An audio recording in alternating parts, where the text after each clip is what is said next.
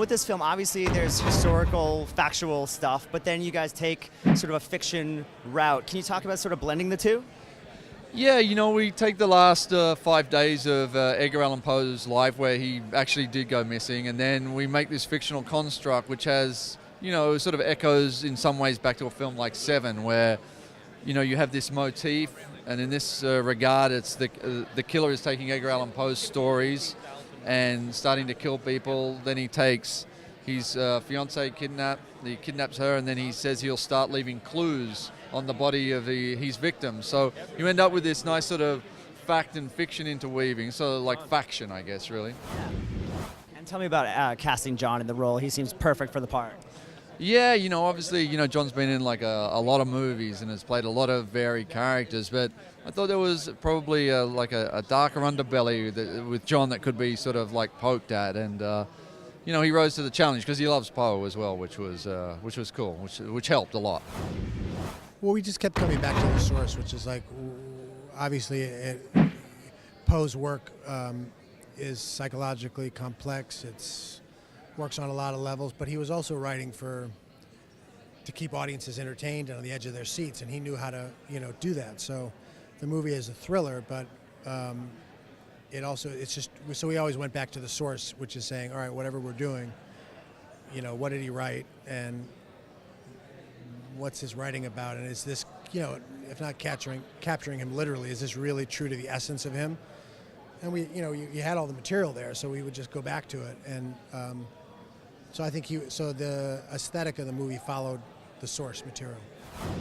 How is John in the role of Edgar Allan Poe? It's pretty good, John. I mean, he's all right. He does well. Just okay. Yeah, no, I mean, I think he's amazing. Yeah, he's a pretty good actor, yeah. As you know, I mean, he's like, everyone's grown up on John, unless you're 70. Can you talk about James's vision for the film? I think James is a magnificent director. I have a huge amount of faith in him, and I think that his eye, his visual capability, his understanding of character, to me it was just thrilling to work with James. What excited you about the idea of sort of taking Edgar Allan Poe and making him a detective in a sense?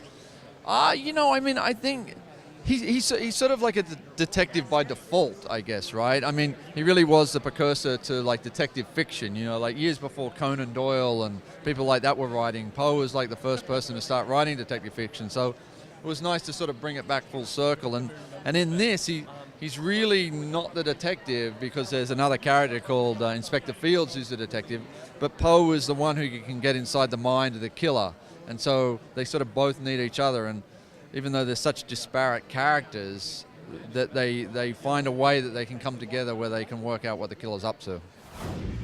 Do you feel a responsibility to Edgar Allan Poe to sort of... Yeah, to get it right, yeah. And to people who love him.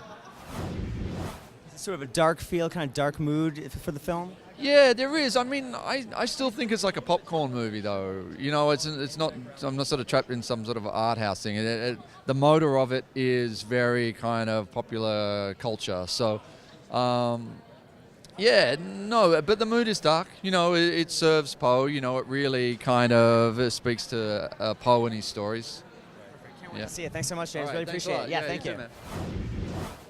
Well, I don't know, if you've never been to Comic-Con, it's like a Disneyland for grown-ups, I think. It's pretty full on, and there was a girl who was down there, and she had words written all over her, and she had like this funny death mask on, and she was like, "Do you want to write a depressing word on me?" Did you? No, I didn't. I didn't want to. I felt sad. What if it never came off? Oh. People had written like death and, words on her, and whatever floats your boat.